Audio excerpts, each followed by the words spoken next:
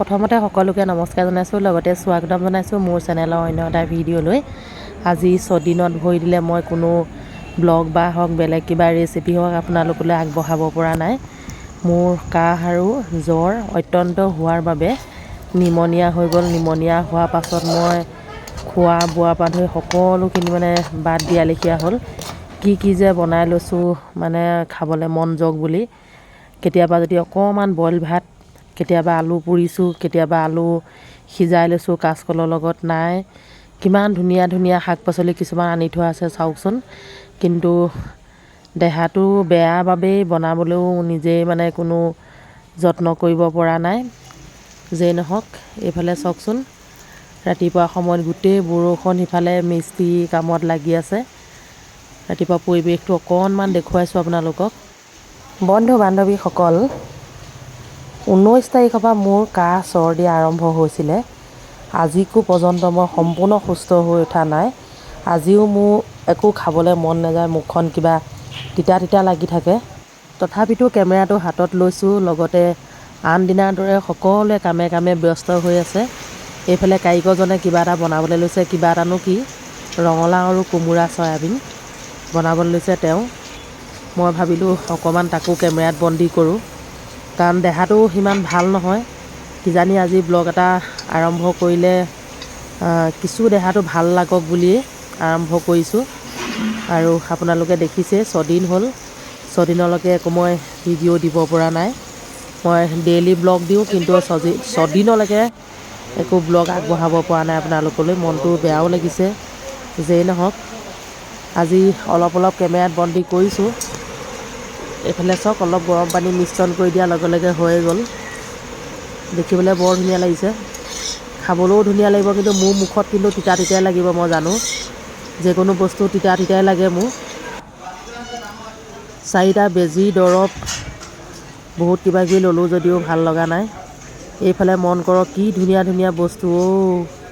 এনেকুৱা লোকেল বস্তুবিলাক দেখিলে মোৰ একদম খাওঁ লাগে, কিন্তু মোৰ অৱস্থা একেবাৰে বেয়া দেই। এইবিলাক বনালেও একো টেষ্ট নাপাম তেনেকুৱা নিচিনা লাগিছে। এইফালে আকৌ কি বনাই থৈছে চাইছোঁ ৰ'ব। এয়া একদম দেখিবলৈ বৰ ধুনীয়া লাগিছে নহয়নে? এয়া চাওক, গৰম গৰম ঘুগুনি কাৰিকৰে বনাই থৈছে। মই আজিহে অকণমান বাহিৰলৈ ওলাই আহিছোঁ, বা ধৰক আপোনাৰ বাহিৰৰ জগতখন দেখিছোঁ দেই। নহ'লে একেৰাহে বিচনাতেই পৰি থাকিলোঁ। মই এনেকুৱা লোকেল বস্তুবিলাক খুব ভাল পাওঁ। ভাল পালেই নহ'ব, মোৰ অত্যন্ত কাহ জ্বৰ হৈ গ'ল। কাৰণ মই যিকোনো কামবিলাক কৰোঁতে বৰ মৰি পৰি কামবিলাক কৰোঁ। সেয়েহে চাগে নিজৰ স্বাস্থ্যৰ প্ৰতি নজৰ নাৰাখিলোঁ। নজৰ নৰখাৰ বাবে আজি 6-7 দিন বিচনাত পৰি থাকিবলগীয়া হ'ল। যিয়ে নহওক আজিৰ পৰা অকণমান আৰাম পাইছোঁ বুলি ভাবিছোঁ, আৰু আপোনালোকেও আশীৰ্বাদ কৰিব। এয়া আকৌ আপোনাৰ কলমৌ শাক। এনেধৰণৰ লোকেল বস্তুবিলাক আমাৰ কাৰিকৰজনে বনাবলৈ নাজানে। মইহে এইবিলাক বনাওঁ জানেনে। আমাৰ ঘৰত এওঁ এইকেইদিনটো মোক কৈয়ে আছে, আৰু ইমান ধুনীয়া ধুনীয়া লোকেল বস্তু আনি থোৱা আছে, কিন্তু কাৰিকৰে বনাই নোখোৱায়। যিমান পাৰে সোনকালে ভাল হওক।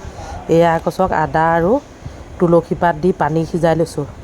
এনেকৈ এইকেইদিন খাই আছোঁ দেই। আদা তুলসী পাত পানী, পূৰা গৰম পানী সিজাই লৈছোঁ ধুনীয়াকৈ। সেই তেনেধৰণেই খাই আছোঁ আজি এইকেইদিন। এইখিনি আকৌ কলমৌ শাক দেখুৱাইছিলোঁ যে, সেই কাটি কুটি দিলে। মোৰ মানুহটোৰ কাৰণে বোলো লৰালৰিকৈ ভাজি দিওঁ। পিঁয়াজ চিয়াজ সকলোখিনি গোটাই লৈছোঁ। লগতে আপোনালোকলৈও অকণমান কেমেৰাত বন্দী কৰি লৈ আহিছোঁ, যাতে বহু দিনলৈ ভিডিঅ' নিদিলে চেনেলটোৰ কাৰণেও বেয়া, মোৰ নিজৰ স্বাস্থ্যৰ কাৰণেও ভাল নহয় দিয়কচোন। স্বাস্থ্যটো ভালে ৰাখিবলৈ হ'লে জোৰ জবৰদস্তি এনেকৈ কৰিবই লাগিব। এয়া চাওক, কলমৌ শাককণ মানুহটোৰ কাৰণে বনাইছোঁ, আৰু লগতে কেমেৰাটো হাতত লৈছোঁ, কিন্তু হাতখিনি কঁপি আছে। হাত ভৰিত জোৰ নাইকিয়া হ'ল। মই খাবলৈ একো পৰা নাই যে, মুখখন তিতা তিতা লাগি থাকে, একো খাবলৈ মন নাযায়। ঢেৰ কিবা কিবি জটাই লওঁ খাবলৈ, ইটো সিটো বনোৱাই লওঁ। কাম কৰা মানুহও বনাই দিয়ে, বা নিজেও কেতিয়াবা অকণমান কৰি লওঁ, কিন্তু মন নাযায় খাবলৈ। তথাপিতো ভাবিলোঁ আজি ব্লগটো এনেধৰণে আপোনালোকলৈ আগবঢ়াওঁ। অন্ততঃ যিখিনি মানুহে মোক ভাল পায়, তেওঁলোকে খবৰ এটা ল'ব বিচাৰে। কেইজনমানে মোক ফোন কৰিছে, কেইজনমানে মেছেজ কৰিছে, কেইজনমানে মোৰ মানে কমিউনিটিতে কমেণ্ট কৰি সুধিছে।